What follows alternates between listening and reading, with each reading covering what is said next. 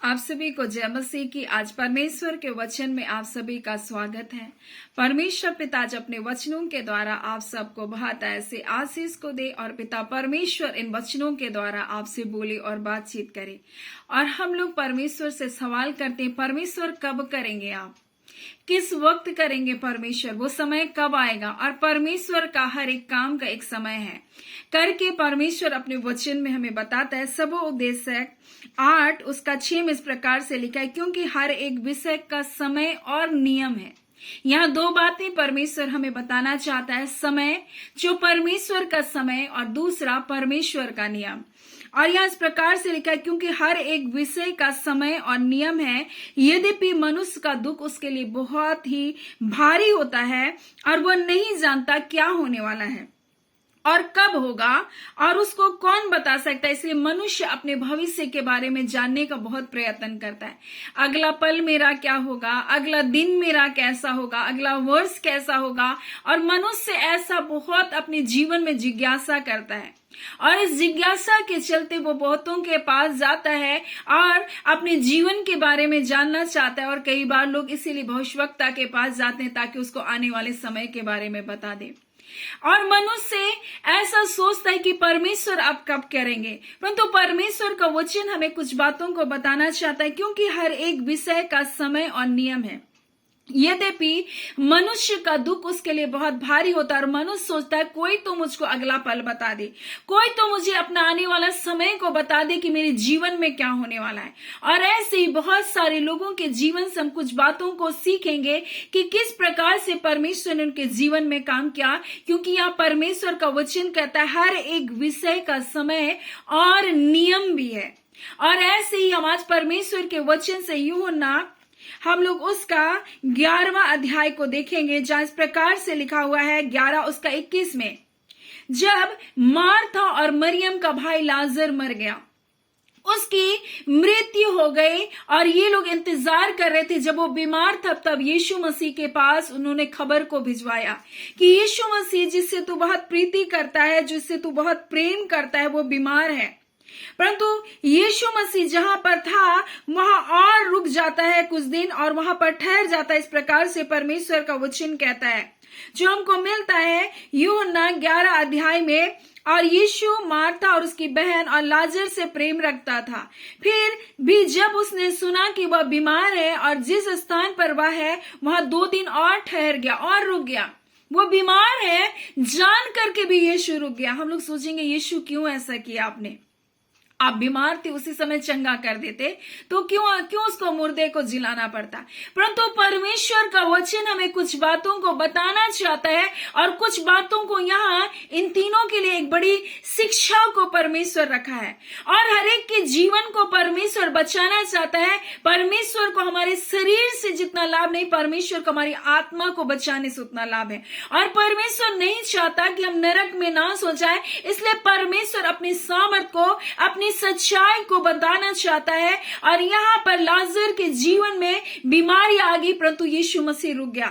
और यहाँ पर मार्था और मरियम के अंदर जरूर कुंठा है, यीशु अगर आप यहाँ होते तो मेरा भाई कदापि नहीं मरता। और यीशु मसीह जानकर बीमार है, 2 दिन रुक गया और उसके भाई की मृत्यु हो गई। तब मार्था यीशु मसीह से इस प्रकार से कहती है 21 में, मार्था ने यीशु से कहा, हे प्रभु यदि तू यहाँ होता तो मेरा भाई कदापि नहीं मरता। अब तो वो मर गया और मर करके 4 दिन हो गया। अब इनका समय खत्म हो चुका है। अब यीशु मसीह कहता है कि तू पत्थर को हटा, उस कब्र के पत्थर को हटा। तब मार्था बोलती है, प्रभु 4 दिन हो गए मरे हुए, से दुर्गंध आ रही है। और कई बार यीशु मसीह हमें बताना चाहता है कि हर एक विषय का समय और नियम है।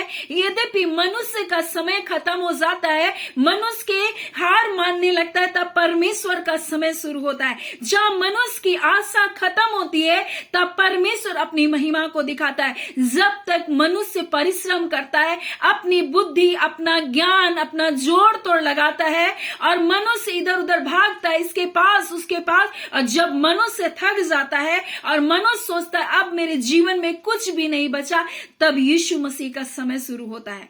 और यीशु मसीह इसलिए बताना चाहता है कि यद्यपि मनुष्य का दुख बहुत बड़ा है, बहुत भारी है और वो नहीं जानता कि आने वाले समय में क्या होने वाला और कब होगा और कौन उसको बता सकता है। परंतु परमेश्वर का वचन कहता है हमें कि परमेश्वर ने हर एक बात के लिए एक सुंदर समय को ठहराया और परमेश्वर के समय हर बात का एक समय है जो हमको मिलता है। सब उपदेश है उसका 3:11 में उसने सब कुछ ऐसा बनाया कि अपने अपने समय पर वे सुंदर है।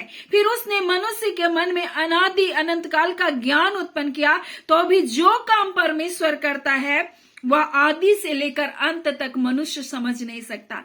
कोई भी परमेश्वर के कार्य को समझ नहीं सकता, परंतु यहाँ एक काम उनको दिया गया, वो था आज्ञा पालन।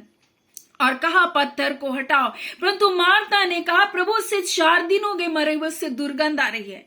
परंतु यीशु उनसे कहता है क्या मैंने तुमसे नहीं कहा यदि तू विश्वास करेगी तो परमेश्वर की महिमा को देखेगी। यानी यीशु मसीह कहना चाहता है हो सकता है तुमने सारी उम्मीद को खो दिया, तुमको लग रहा है सब कुछ खत्म हो गया, परंतु परमेश्वर फिर भी कह रहा है यदि तू विश्वास करेगी तो परमेश्वर की महिमा को देखेगी।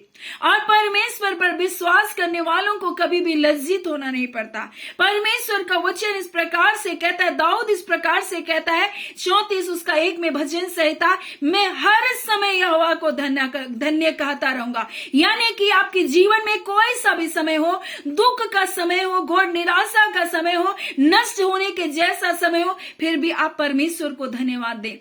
और यहाँ पर मार्था बोल रही थी प्रभु मर करके लाजर को 4 दिन हो गया, दुर्गंध आ रहा है, परंतु यीशु कह रहा था कि पत्थर को हटाओ। तुम ये क्यों वो क्यों मत सोचो, परंतु जो कुछ मैं तुमसे कह रहा हूं वो तुम करो। और जब उन्होंने पत्थर को हटाया तब यीशु ने कहा, लाजर से कहा अपनी आंखें उठाकर कहे पिता मैं तेरा धन्यवाद करता हूं क्योंकि तूने मेरी सुन ली। और वो इसने नहीं कहा कि पिता उसकी नहीं, परंतु भीड़ में सुनने वालों के कारण यीशु मसीह इस प्रकार से कहा।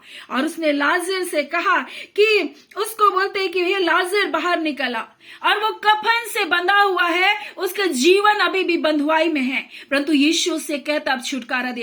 कभी कभी हमारे जीवन में परमेश्वर हमको आशीष दे चुका होता है, परंतु हमारे जीवन को शत्रु हमारी आंखों में पट्टी को बांध करके रखा रहता है जब हम परमेश्वर के छुटकारे को देख नहीं सकते। और परमेश्वर का वचन इस प्रकार से कहता है उसके ऊपर से जितने भी बंधन है उन सब को क्या करो, खोल दो। सारे जो उसके हाथ और पांव बंधे हुए, उसका शरीर जो कपड़े से लपटा हुआ है, उसको क्या करो, खोल दो।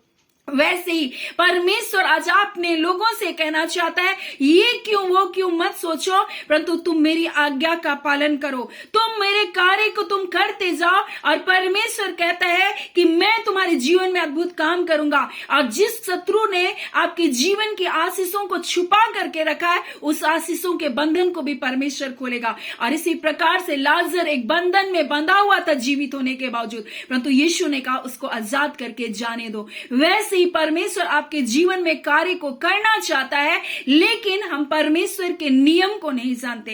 परमेश्वर का ये नियम है कि हम उसकी आज्ञा का पालन करें।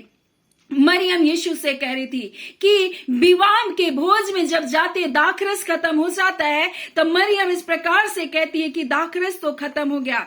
यीशु उससे कहता है उसकी माता से, हे महिला मुझे तुझसे क्या काम, अभी मेरा समय नहीं आया है। तब माता क्या बोलती है, इस प्रकार से सेवकों से कहती है जो कुछ वह तुमसे कहेगा वही करना, यानी तुम आज्ञा का पालन करना। जो कुछ यीशु मसीह तुमसे कर रहा है बस वही करते जाना और तुम अपने जीवन में परमेश्वर की महिमा को देखोगे। और सेवकों ने वैसा ही किया। जल को वहां पर वो मटकों को जल से क्या क्या भर दिया और उसने कहा इसको लेकर भोज के प्रधान के पास जाओ। और इस प्रकार से वहां पर लिखा हुआ है कि अच्छा दाखरस कौन रख छोड़ता है, सबसे पहले तो उत्तम दिया जाता है, परंतु उत्तम तो तूने रख छोड़ा। और यीशु मसीह जो आशीष देता है वो उत्तम होता है।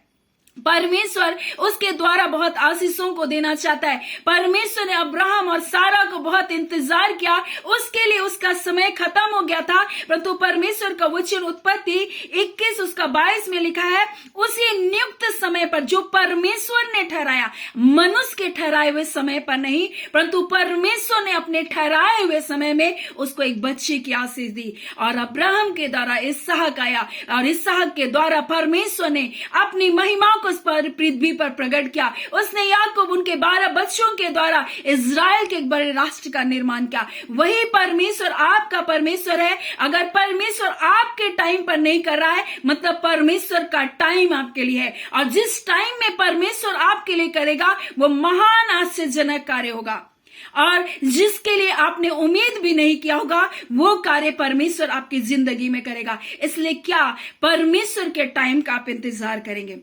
आपको एक काम को करना है, आपको यहां सिर्फ आज्ञा पालन करना है, क्योंकि परमेश्वर का वचन हमें इसी प्रकार से सबोपदेशक में कहता है कि हर एक विषय का समय है और नियम है, और परमेश्वर का समय हमारे समय से कभी मेल नहीं खा सकता।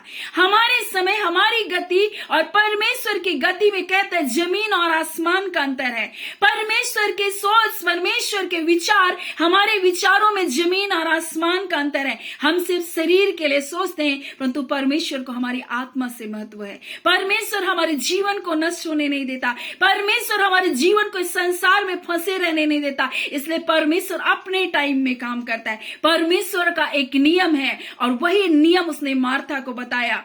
उससे कहा, पत्थर को हटाने के लिए आदेश दिया, परंतु मार्था बोली, प्रभु मेरा टाइम तो खत्म हो गया, 4 दिन हो गया प्रभु मेरे भाई को मरे हुए, उससे दुर्गंध आ रही है प्रभु, अब कुछ नहीं हो सकता। मार्था और मरियम का टाइम खत्म हो चुका था, परंतु यीशु मसीह का टाइम अभी भी बाकी था। और वही परमेश्वर आज अपने लोगों से कहना चाहता है, बस तुम आज्ञा का पालन करो, पत्थर को हटाओ, अपने सोच से, अपने विचारों से उन पत्थरों को हटा दो। आज तुम आज्ञा का पालन करो। जो कुछ यीशु मसीह तुमसे कह रहा है वही तुम करते जाओ। ये मत सोचो क्या हो रहा है क्या नहीं हो रहा है, बस सिर्फ आज्ञा पालन। परमेश्वर आपके जीवन में आज्ञा पालन को देखना चाहता है। आप कितना उसके अपने मन से उसकी इच्छा को पालन करते हैं, और आप जब ऐसा करेंगे परमेश्वर आपके जीवन में अपने नाम की महिमा को प्रकट करेगा। आपके लिए आपका टाइम खत्म हो गया होगा, आपके लिए हो सकता है घोर निराशा होगा, लेकिन परमेश्वर का एक टाइम है। आपको लग रहा है परमेश्वर का वचन कहता है, यद्यपि मनुष्य का दुख उसके लिए बहुत भारी है, परंतु मनुष्य नहीं जानता अगला पल क्या है। परमेश्वर कभी भी आपको वो चीज नहीं देगा जिससे आपके जीवन का नुकसान हो। परमेश्वर आपको वो बातों को देगा जिससे आपके जीवन में परमेश्वर की निकटता में आपको लेकर जाए। परमेश्वर आपको अद्भुत आशीषों को देना चाहता है। इसलिए परमेश्वर के टाइमिंग पर आप विश्वास करें। आपकी टाइमिंग हो सकता है फेल हो गई होगी, आप निराश हो गए, आप दुखी हो गए, लेकिन आप आज्ञा का पालन करें। आप उसकी बातों को सुनते रहे, उसकी इच्छा के अनुसार चलते रहे। प्रभु आपके जीवन में अद्भुत और आश्चर्यजनक कार्य को प्रकट करेगा। हमारा परमेश्वर महान है। हमारी बुद्धि, हमारी सोच से बढ़कर काम करने वाला परमेश्वर है। मरियम और मार्था के लिए एकमात्र उसका भाई था, वो मर गया था, उसको लग रहा था अब कुछ नहीं हो सकता है, अब हमारे जीवन का कोई सहारा नहीं है। जिस पर हमने भरोसा किया वो यीशु भी टाइम पर नहीं आया। बीमार थे, खबर भिजवाए, वो यीशु नहीं आया, परंतु वो यीशु तब भी था। उनको कुछ बातों को बताना चाह रहा था, उनको सिखाना चाह रहा था, मैं ही पुनरुत्थान हूं, मैं ही जीवन हूं, मैं तुमको नष्ट होने नहीं दूंगा, मैं तुमसे प्रेम करता हूं। तुम्हारे जीवन की चाहे आज जो भी हालतें हो, आपको लग रहा है कि सब कुछ खत्म हो गया, परंतु वो परमेश्वर आपसे प्रेम करता है। वो आपको कभी भी नहीं छोड़ेगा। आपके टाइम खत्म हो जाने के बावजूद, सब कुछ नष्ट हो जाने के बावजूद परमेश्वर आपके जीवन का पुनः स्थापना करेगा। वो कहता है मैं ही पुनरुत्थान और मैं ही जीवन हूं। वो आपके मुर्दे हुए हालातों को वो जिंदा करेगा और आपको दिखाएगा वो जीवित परमेश्वर आपके साथ है, जो ना आपको छोड़ेगा ना आपको त्यागेगा। सो परमेश्वर पिता इन वचनों के द्वारा आप सबको बहुत ऐसे आशीष को दे। आमीन। आइए हम प्रार्थना करेंगे। धन्यवाद देते हैं जीवते सच्चे सामर्थ्य खुदावन परमेश्वर, हमारे राजाओं के राजा, प्रभुओं के प्रभु, हम आपका धन्यवाद करते हैं। आज के सुंदर दिन के लिए पिता आपका धन्यवाद देते हैं। आपके अलौकिक उपस्थिति के लिए पिता आपका धन्यवाद देते हैं। आपके अद्भुत प्रेम के लिए पिता आपका धन्यवाद देते हैं। आपके अनुग्रह के लिए पिता आपका धन्यवाद देते हैं। आपके बेटे यीशु मसीह के लिए पिता आपका धन्यवाद देते हैं। आपके बेटे यीशु मसीह में जीवन को देने के लिए प्रभु धन्यवाद देते हैं। प्रभु यीशु मसीह, जिस प्रकार से आप कहते हैं मैं ही पुनरुत्थान और मैं ही जीवन हूं पिता, आपके पुनरुत्थान के सामर्थ खुदावन आपके बच्चों की मरी हुई दशा को फिर से जीवित करने पाए, जो निराश होकर टूट गए। यद्यपि इनका दुख बहुत भारी है, परंतु खुदावन आप कहते हैं हर एक विषय का, हाँ पिता, समय है और हर एक विषय का नियम है पिता। और उस समय के लिए प्रभु एक नियम को बता रहे प्रभु जी, वह नियम है आपकी बातों को सुनना। जैसे मरियम से कहा भी मेरा समय नहीं आया, परंतु मरियम जानती थी उस वक्त उसको क्या करना है। उसने कहा जो कुछ यीशु तुमसे कहेगा वही तुम करते जाना। बस आज प्रभु अपने लोगों के लिए प्रभु इस वचन को दे रहे, बस तुम वही करते जाओ जो कुछ यीशु मसीह तुमसे कहता है। ऐ खुदावन परमेश्वर, पापों से तौबा कर जिंदगी को जीकर प्रभु जी आपको प्रसन्न करने वाला जीवन को ये जीने पाए। खुदावन परमेश्वर, जो लोग आज पिता परमेश्वर अपने जीवन में घोर निराशा में, आज इन वचनों के द्वारा उनके मुर्दा जिंदगियों में प्रभु, मुर्दा परिस्थितियों में खुदावन अपने जीवन को भर दीजिए, अपनी सामर्थ को भर दीजिए। हर अंधकार जो परमेश्वर की आशीषों को छुपा कर रखा, जिस प्रकार से लाजर जीवित होने पर बंधा था, वो देख नहीं पा रहा था, आज जो ये आशीषों को देख नहीं पा रहे, आज उनकी आंखों से वह पर्दा गिर नहीं पाए यीशु के नाम से, वह बंधन जिनके हाथों में इनके जीवन पर है, वो सारे बंधन टूटने पाए, इनके कामों में बरकत आने पाए। ओ पिता परमेश्वर, उनके सोच खुलने पाए। खुदावन परमेश्वर, अपने लोगों के बंधनों को आप तोड़ रहे पिता, आपका धन्यवाद। आप जय और छुटकारे को दे रहे प्रभु, आपका धन्यवाद। सामर्थ्य खुदावन प्रभु, जो रोग और दुख बीमारियों में पिता यीशु के नाम से चंगे किए जाए, जो कोमा में पिता और डॉक्टर ने कह दिया खुदावन अब ये नहीं निकल सकते रबंदा खला, आज यीशु के नाम से आपके पुनरुत्थान की सामर्थ जाए प्रभु जी। आज जो बीमार के बिछाने में इनके प्रिय लोग हैं प्रभु जी, और हालत से यीशु के नाम से जीवित होने पाए, मरी व्यवस्था से प्रभु पुनः स्थापना करिए प्रभु जी, पुनः जीवित करके प्रभु जी अपने नाम की महिमा को प्रकट कीजिए। ओ खुदावन परमेश्वर, ये जो पिता अपने जीवन में हार मान चुके खुदान, आज पिता अपनी सामर्थ के द्वारा ओ पिता इनकी परिस्थिति, इनके हालातों को बदल दीजिए। आप जय को दे रहे, आप छुटकारे को दे रहे पिता, आप पिता नया जीवन को दे रहे पिता, आपका धन्यवाद। हम आपको सारी आदर महिमा देते हैं पिता, आपने प्रार्थना सुना पिता, आपके बेटे यीशु के नाम से हम मांगते हैं, दया सुने, अनुग्रह से ग्रहण कर लीजिएगा, आमीन। परमेश्वर पिता आप सबको बहुत ऐसे आशीष को दे, आमीन।